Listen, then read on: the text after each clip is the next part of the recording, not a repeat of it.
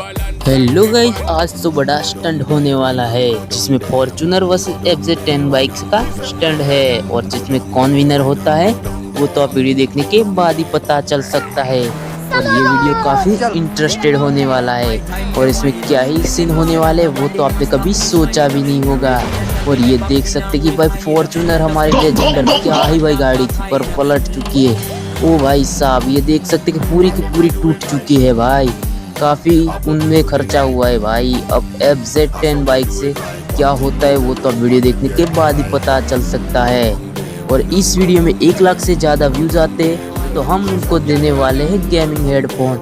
जिसने भी प्यारा सा अच्छा कमेंट किया होगा उसको हम देने वाले हैं गिफ्ट। तो जल्दी जाके कमेंट कीजिए और सब्सक्राइब करना भूलिएगा मत।